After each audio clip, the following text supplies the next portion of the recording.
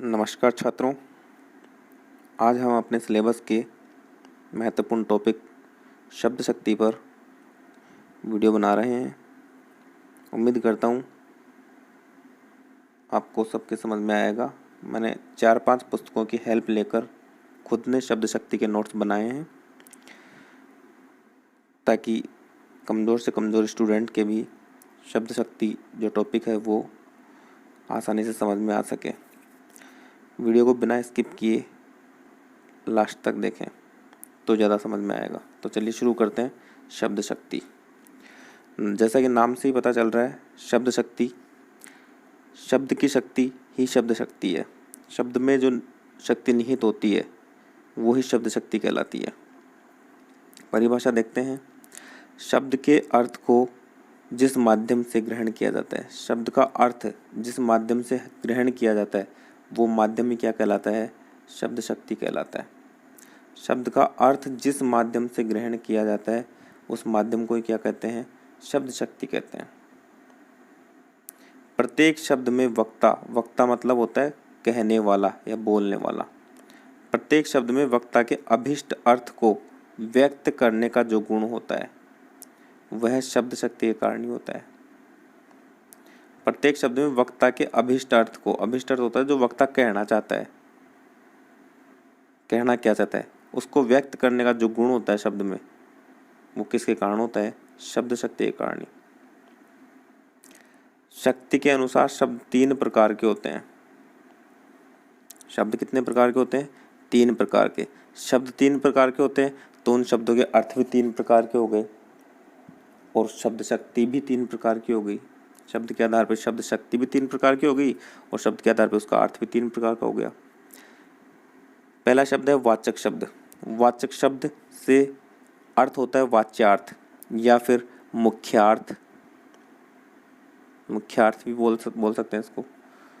और मुख्यार्थ जिसमें निकलता है वो शब्द शक्ति कहलाती है अभिधा शब्द शक्ति। शब्द होता है वाचक,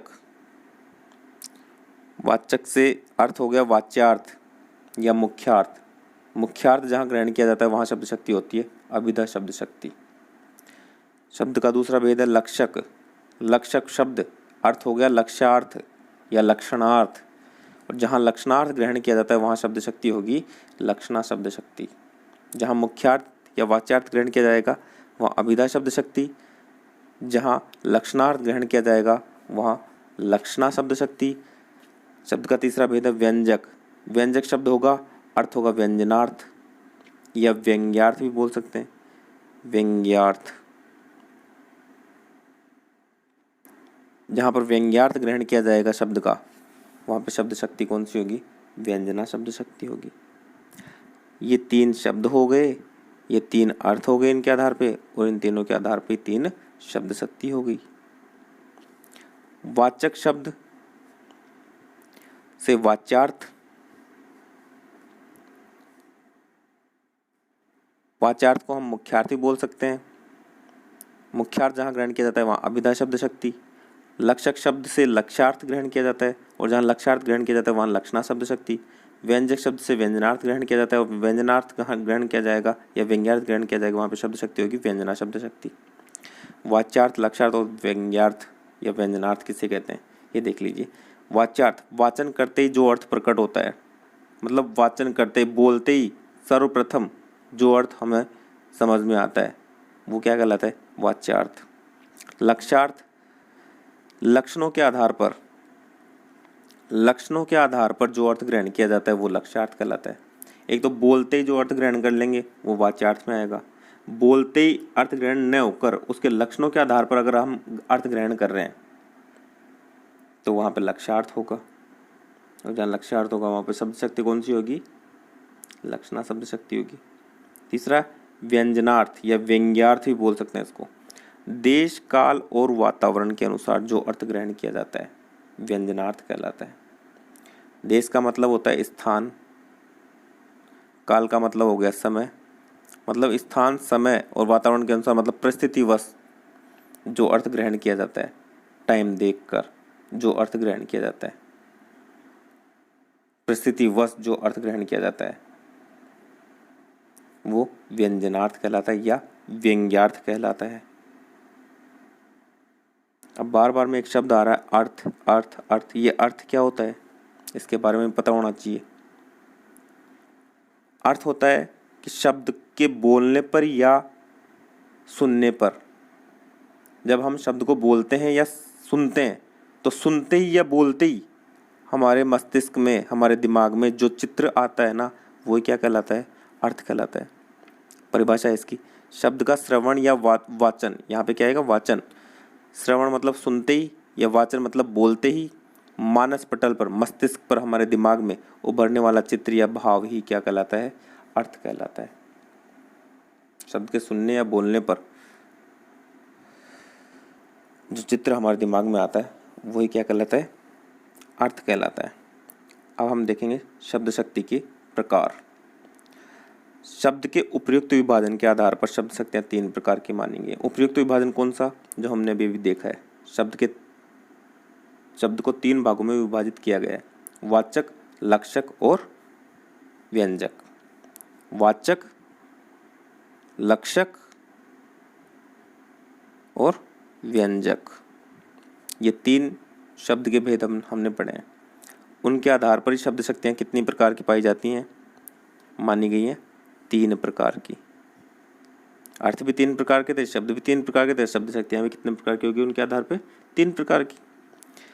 पहली शब्द शक्ति थी अभिधा शब्द शक्ति। अभिधा शब्द शक्ति पढ़ेंगे पहला हम। कौन से शब्द से, वाचक शब्द से। अर्थ कौन सा था, वाच्यार्थ या मुख्यार्थ। इसके बारे में देखते हैं। शब्द का श्रवण या वाचन करते ही मुख्यार्थ या वाच्यार्थ प्रकट हो जाता है। शब्द को सुनते ही या बोलते ही उसका मुख्य अर्थ अगर प्रकट हो जाता है तो वहाँ पे कौन सी शब्द शक्ति होती है, अभिधा शब्द शक्ति। बोलते ही से सबसे पहले हमारे दिमाग में जो अर्थ आता है, जो अर्थ हमारा दिमाग ग्रहण करता है, वो कौन सी शब्द शक्ति होगी, अभिधा शब्द शक्ति। पहचान के लिए कुछ बातें बताई गई हैं। शब्द अपने मूल अर्थ को प्रकट करता है। अभिधा शब्द शक्ति में शब्द कौन से अर्थ को प्रकट करता है, मूल अर्थ को प्रकट करता है।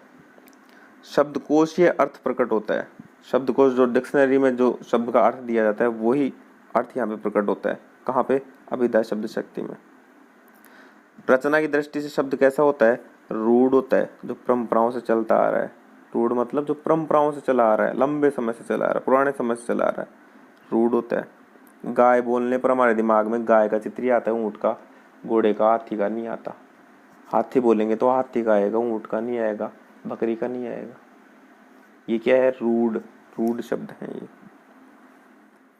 वाच्यार्थ शब्द का प्रारंभिक अर्थ होता है। वाच्यार्थ कौन सा अर्थ होता है, प्रारंभिक, मतलब बोलते ही जो अर्थ हमारे दिमाग में आता है वो उसका प्रारंभिक अर्थ होता है, वही मुख्यार्थ कहलाता है, वही वाच्यार्थ कहलाता है।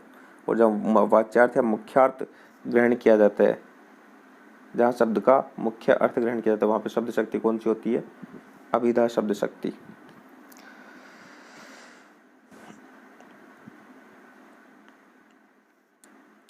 उदाहरण देखते हैं हम अभिधा शब्द शक्ति के। मोती सुंदर लड़का है।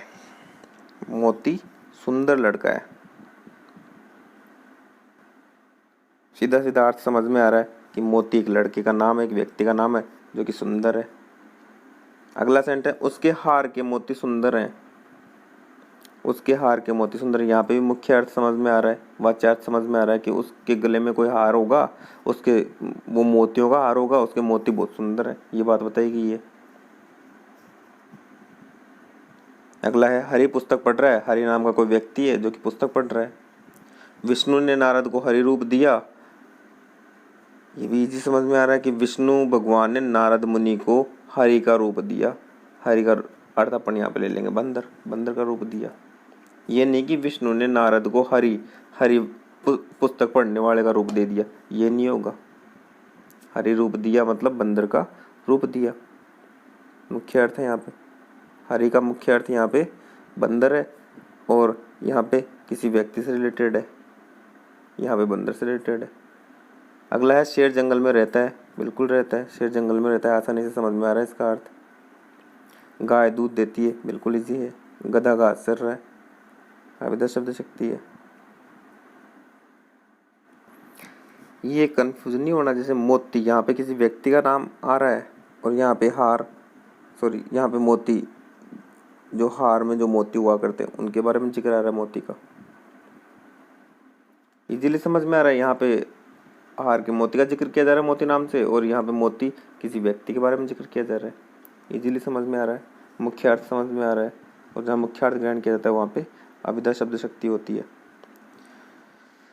शब्द शक्ति का अगला भेद है लक्षणा शब्द शक्ति।